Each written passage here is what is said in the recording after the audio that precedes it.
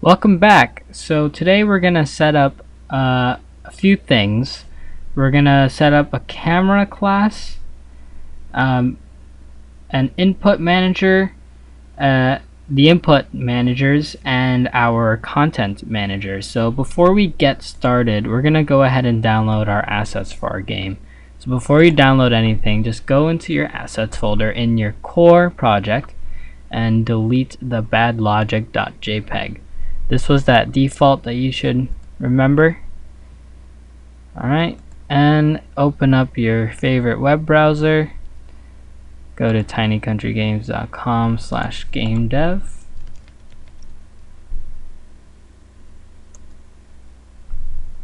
I've added a new page to the website. It's going to be called Games. Here we will release our games and have assets for the developers and resources. So as you can see, here's the GitHub repository for our game. So you can see there's going to be code here. I'm actually reading off the code from my GitHub repo so I can give it to you accurately. I coded it beforehand myself. Alright, so Pong assets. Just gonna open that. You're gonna extract all wherever you want. Extract.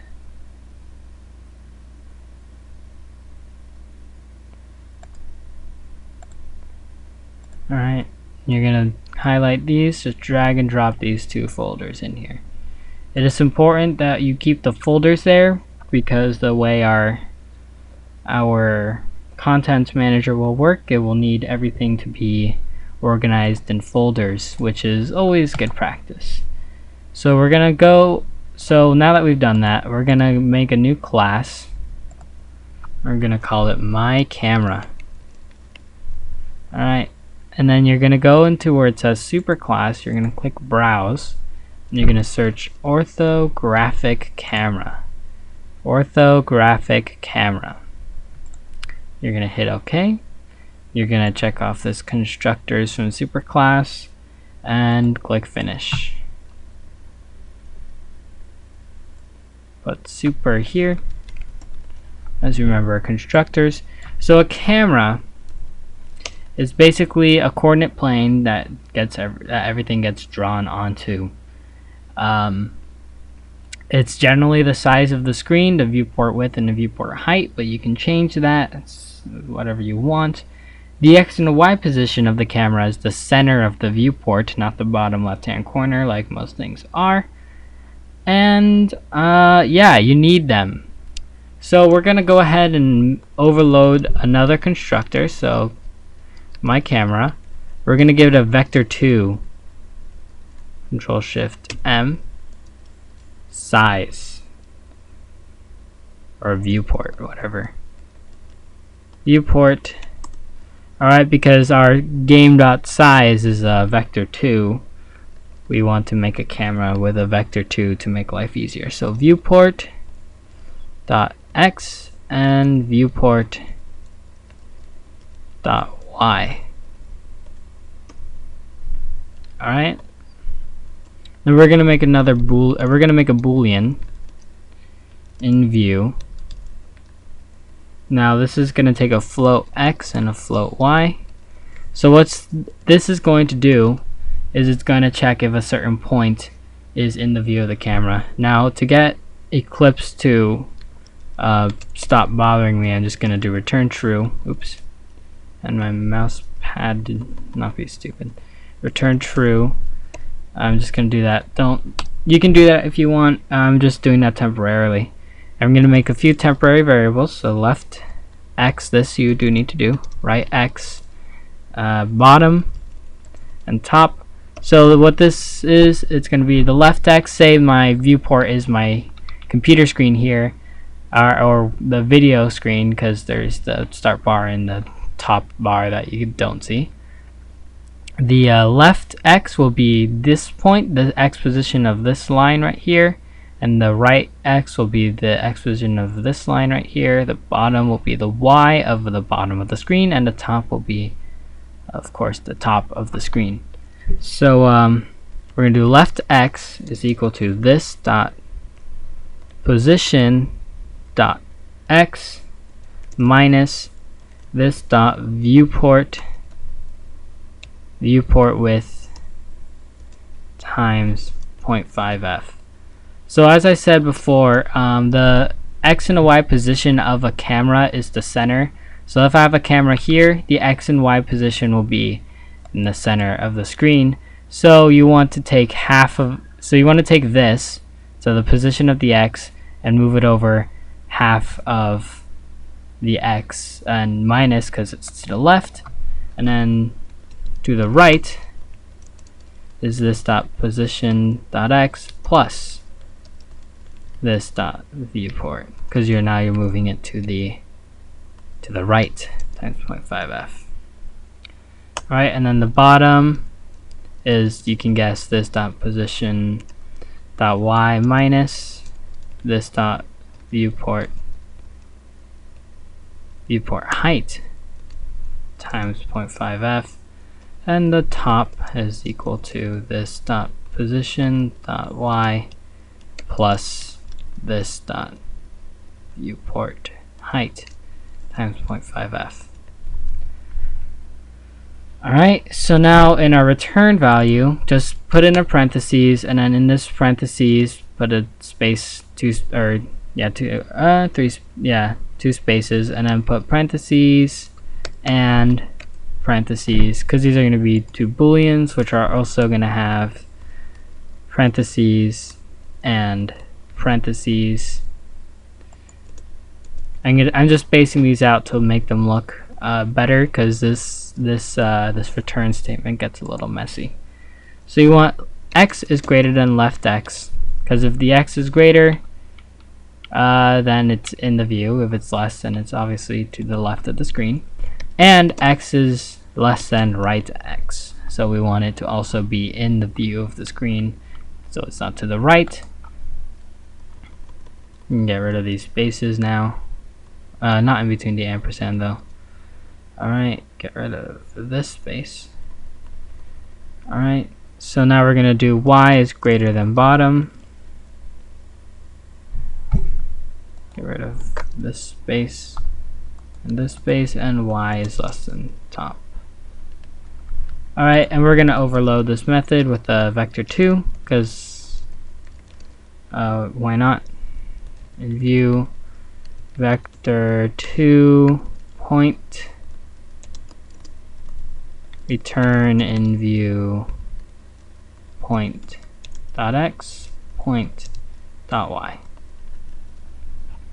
Alright,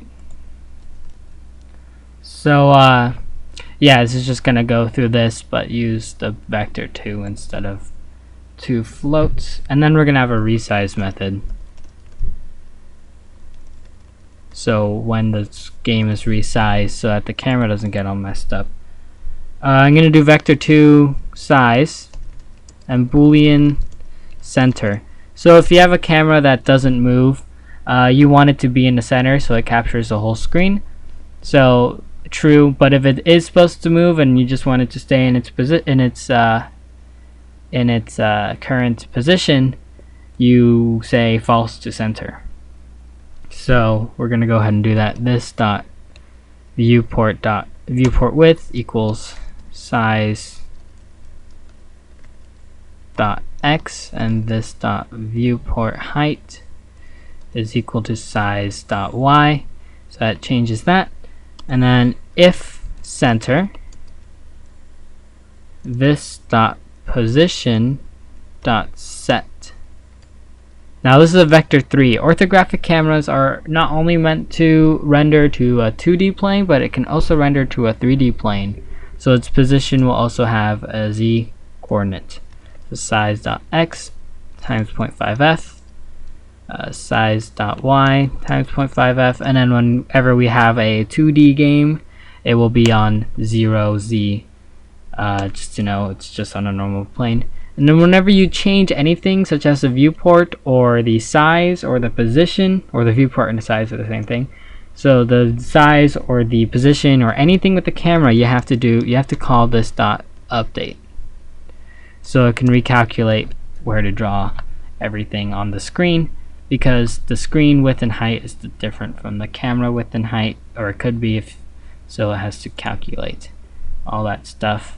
So that's the camera class. Now we're gonna go ahead and make our input managers.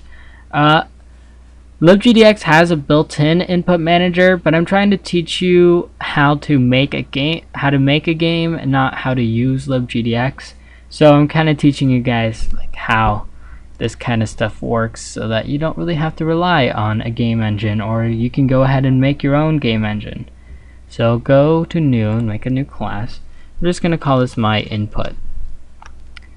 It's not going to extend anything. So my input is going to have two arrays of booleans. So private static, so it's going to be static boolean keys. We're going to have one universal instance of this class without actually calling new, so everything in this class will be static. Static boolean p keys. That stands for previous keys.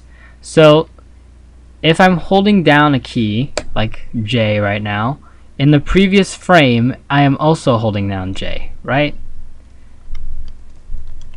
But if in the previous frame I'm not holding down J, like right now, and then now I hold down J, that means I just pressed it. So yeah, that's what P keys is for, so that we can tell the difference between holding down a key and pressing a key. So static, we're going to make another private, and this one's going to be final. Final means that it's an unchanging number, so that it's always the value that you give it. And we're going to do number of keys. So as you can see, it's giving me an error. That is because you have to initialize it the same time that you make it, so that you know for sure that it's not going to change. Now if I try to do num keys plus plus, it's going to give me an error. Or I have to, hold on, public void test. If you try to do num, don't copy this part, num keys plus plus, it'll give me an error because the final field cannot be assigned. You cannot change its value. So now we're going to go ahead and make some public static final int. These are good for constants. So we're going to do up equals 0, public static final int. Go ahead and just copy this part right here. Down equals 1. Left, we're going to do this for all the keys that we're going to use, even though we're not going to use left and right, but it's good to kind of have it there anyways. W equals 4, A equals 5, S equals 6. The actual number itself that you give these doesn't matter, as long as it's a different number for each one. Alright, so, and also make sure they're all capitalized. When you have a constant, you want them to be in all caps. So enter, we're actually going to use in our game, equals 8, and escape equals 9. Start at 0, so it's 9, 10, because an array has a fixed length. So static, this is just going to do it all the time. Keys equals new, or when it starts. Boolean, it's going to be num keys. And p keys is also a new boolean, and it's also going to have num keys. Alright, so now we're going to make an update method. This will be called at the end of every render method. So public static void update. So for int I equals 0, I is less than num keys I plus plus. Alright, we're going to do p keys I is equal to keys I. Now, the reason we're doing this because this is going to be at the end of every frame, so it's going to make sure that the previous frame is now this frame so that it can move on. So now we're going to do public static void set key. This will be used by our processor that we're going to program in just a second to set the different values of this array of booleans to the boolean that you give it. So it's going to go to keys k, so say it goes to the first one, which will be up, and it's going to set it to true or false to tell it that it's pressed or not. And we're going to do public static boolean is down. So this is what I was talking about earlier, int k. So it's going to go into the thing. Actually, it is important that these are 0, 1, 2, 3. I said it wasn't earlier, but in this case it is, since they are indexes. So return keys k. So it goes into here and it's just like, alright, is it true? Whatever you set it with set key. Is it true or false? And then public static boolean. So it doesn't even care about the previous frame. Boolean is pressed int k. Now this one will care about the previous one. So it's going to do return keys k and not p keys k. So this returns true if you are pressing it now but you weren't in the last frame. So that's our input class. We're done with that. We're going to make another input class and call it my input processor. My input processor. Now this will extend a libgdx a class called input adapter. Alright, input adapter just has a few methods that lets us get things. So if you go into source and you override implement methods, we want key down and key up. So every time you press a key, key down is called, and every time you press a key, key up is called. So we're going to return true on these. Always return true. This is a libgdx thing. It lets other classes use it or something like that. So we're going to do if. So key code is the key, actual key. Every button that you will ever press will have a number that tells the computer to process that it's that button, and the key code is that one. So key code, and libgdx already mapped out those keys for us, so we're going to do keys.up. Alright, and now we're going to set it to true. So my input, so for every instance of my just to make it universal, input dot up true. It's going to set it to that it is pressed. Alright, just as a spoiler, when we go into key up, this true is going to be false. We're going to go ahead and copy this for down, left, right, WASD, enter escape. Down, down, left, left, right, right, W, A, S. Good thing I'm not printing anything. D, enter, and escape.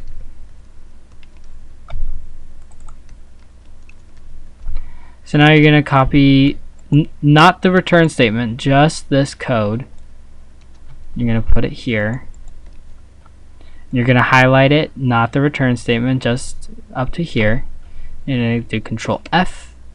So Control S, type in true in the find and replace with false. and hit selected items. Make sure that says select, that's marked. Hit replace all, and it replaced all our things from true to false. Alright, so let's go back into our game class. Go ahead and close my camera if you want to. And then we're gonna go into our create, and we're gonna put gdx.input.set input processor. So, and we're gonna make new my input processor. We're just telling libgdx to use this input processor instead of libgdx's input processor, the built-in one. And then in update, or in render at the very end, we're going to do my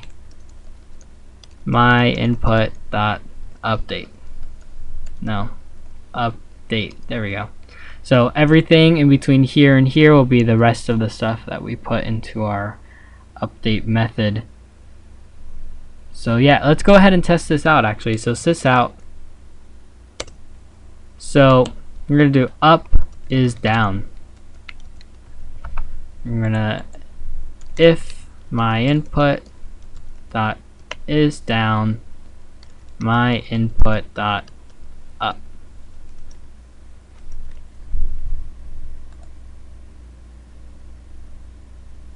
All right. Up is down. Now up is pressed. Is pressed. Alright.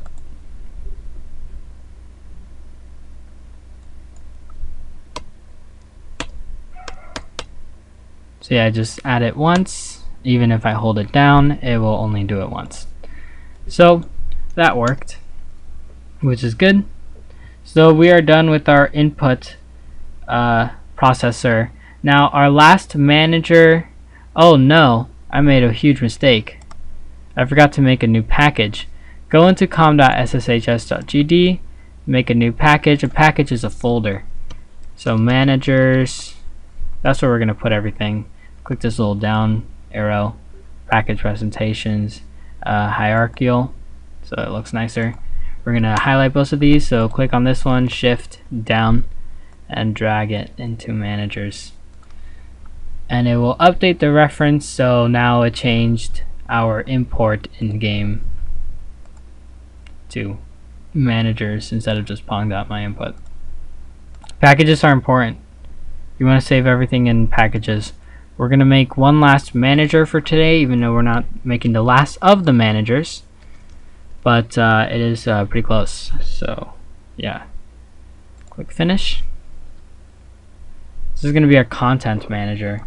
I want one universal class that handles all the all of our content. So this will be our fonts, our music, and our sound. So font and sound.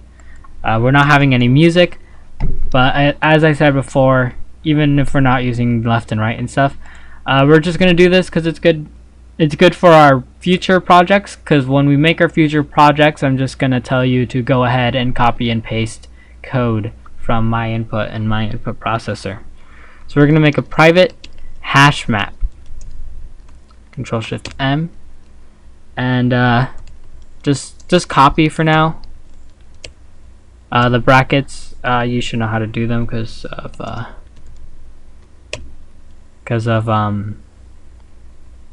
array lists. Alright, so a hash map, let me read you what Java says. Well, never mind. So a hash map is like an array, but instead of using a number, it uses any object. So say you had a bunch of boxes that were locked, and you need a certain key, which that's what it's called, a key. And the key that matches the lock is the one that will open. So we're going to use strings to access the music objects in the hash map, so that if we can just have, so instead of having like a long path for the file, we just make one of those, and then every time we want to use it, we just use one string that we made to identify it.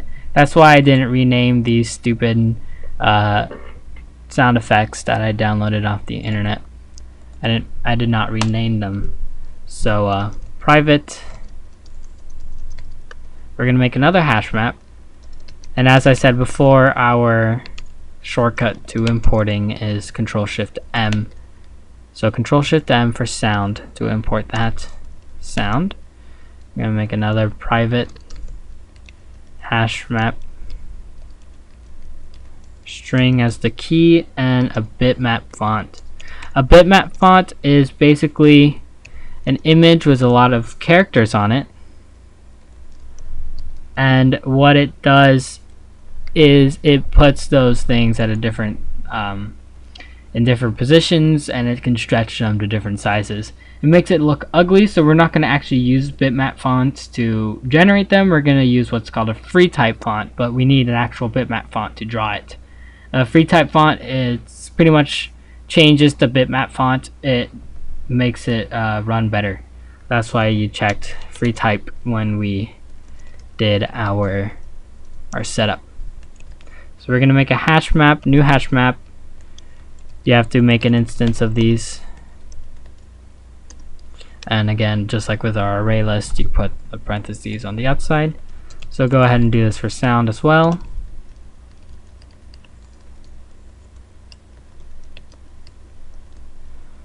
And go ahead and do this for font.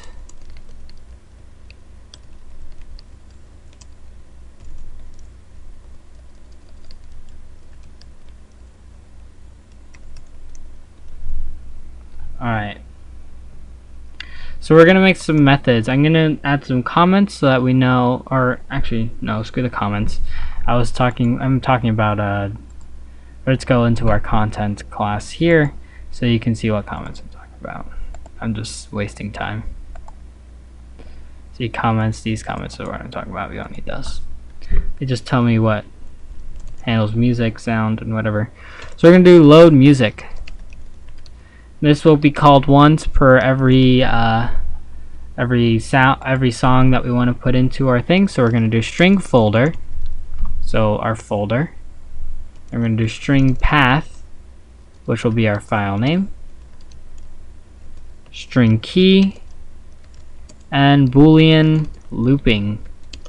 So a music object is sound that plays, and when it's done, it checks that boolean looping, and if it's true, it plays it again, and if it's false, it stops it. So gdx.audio, making an instance of this is kind of different. So music m, equals gdx.audio. Making an instance of audio is kind of different. It's a method within gdx.audio. New music. Now file handle. So a file handle is something that we're not going to deal with a lot, because when we work with textures, it's built in. So we're going to go to gdx.files. Now you can do external or internal. We want to do internal always. External is for something that is outside of your project. Internal goes into your assets folder and then looks for the path there. So we're going to do folder. So it's going to be assets slash and then folder plus slash forward slashes, because it runs on it's not using Windows, it's using the Linux format, which is forward slash instead of backward slash.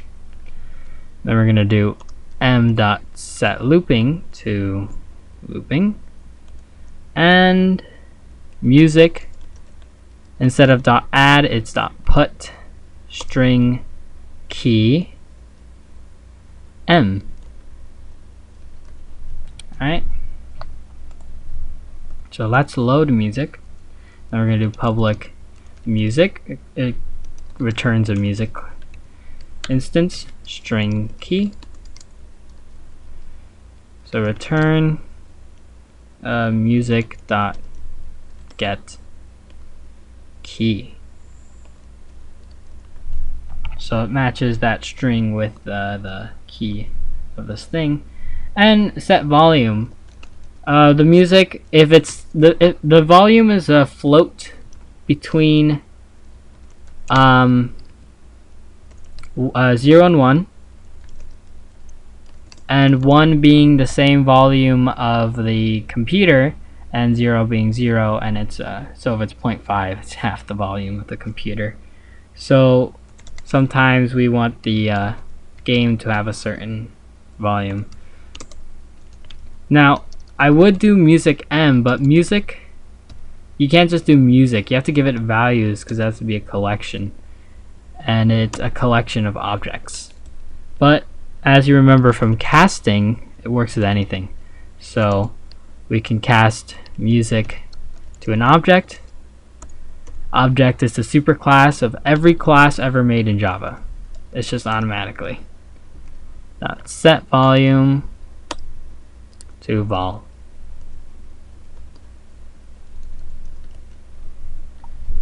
Alright, so it makes all the songs according to the volume that we want for the game. And public, now we're gonna go into sound, so it's gonna be pretty much the same thing, except for sound is not gonna have a volume because it doesn't have a volume saved into the sound object.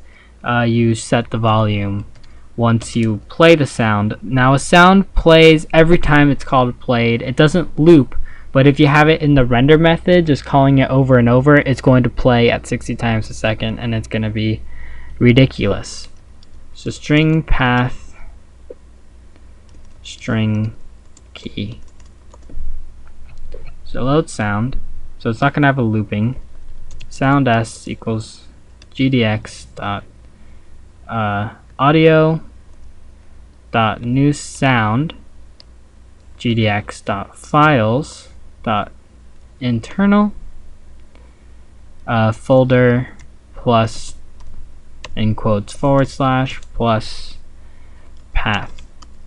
So again, it just looks for, so we're gonna give it sound as the folder, and we're gonna give like ping pong 8-bit bleep dot ogg as the path, and the key we're gonna just do beep and then peep and then plop. Kind of stupid names, but I didn't do it, and I didn't feel like changing it. Sound dot put key and sound, and we're gonna make a get sound. So, and that's all we're gonna do. So get sound string key return sound dot get key. Alright.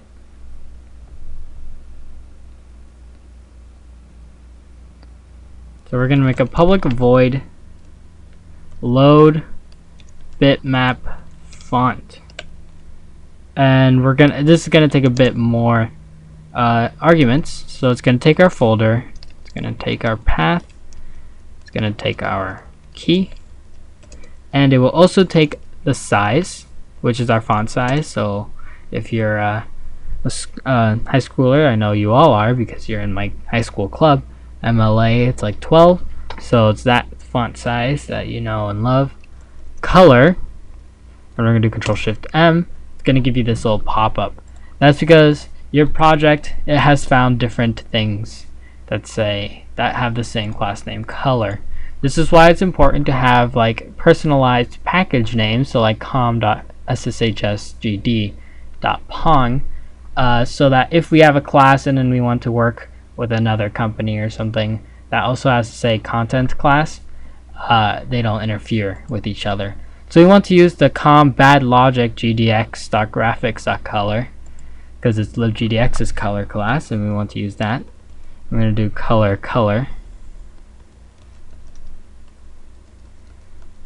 Alright.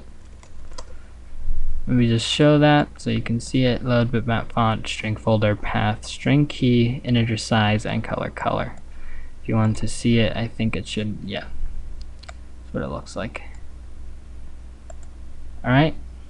So we're going to do free type. As I said, we want to use a free type font. So free type font generator gen equals new free type font generator. So this is going to make our free type font. So Control-Shift-M on that. Generate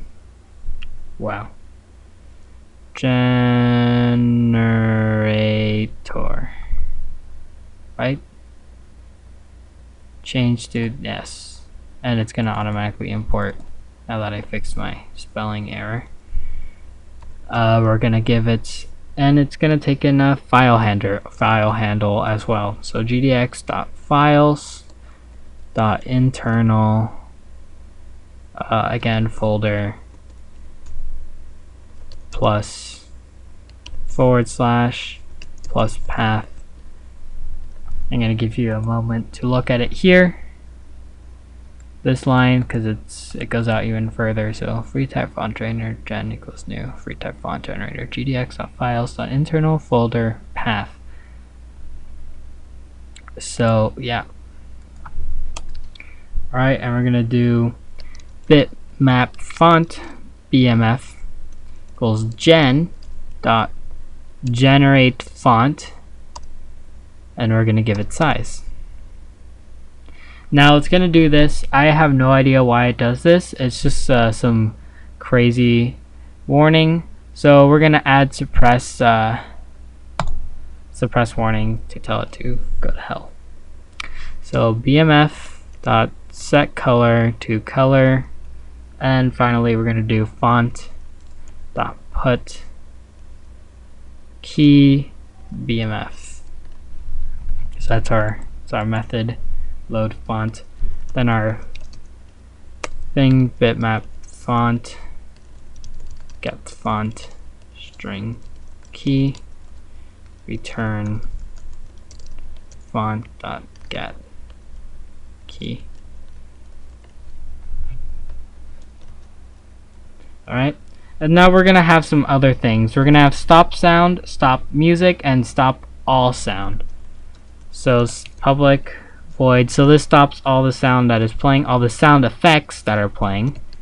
So all the sound effects, and then stop music will stop, and it will keep let the music continue to play, and then stop music will stop all the music and still allows the sound effects to keep playing, and stop all sound will just stop every sound that the game is playing. So we're going to do object O in sound.values.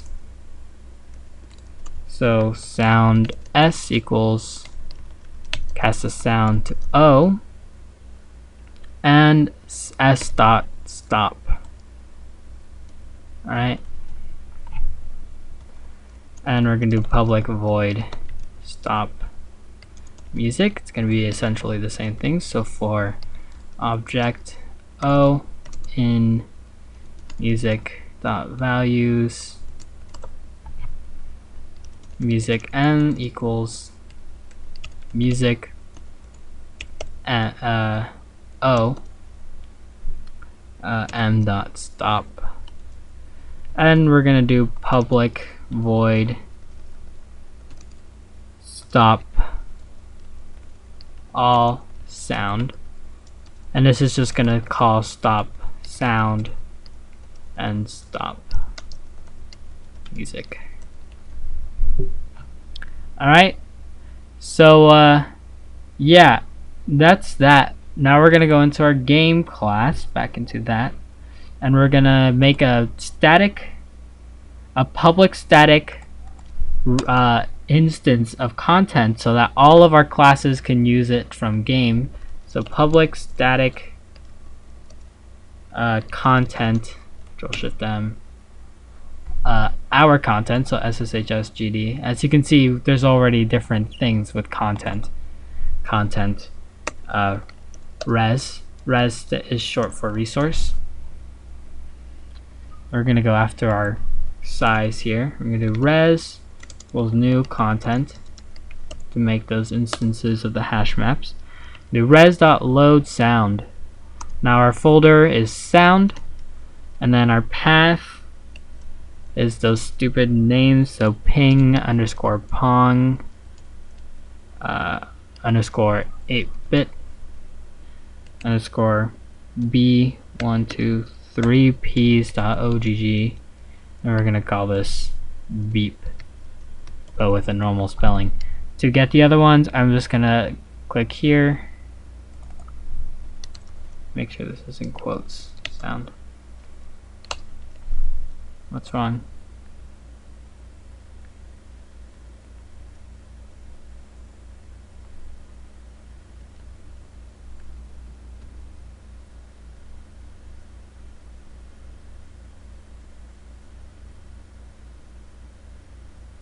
What? Create method load sound, string folder, string path, string key. I'm just gonna it's probably just glitching out on me. It's not. Sound.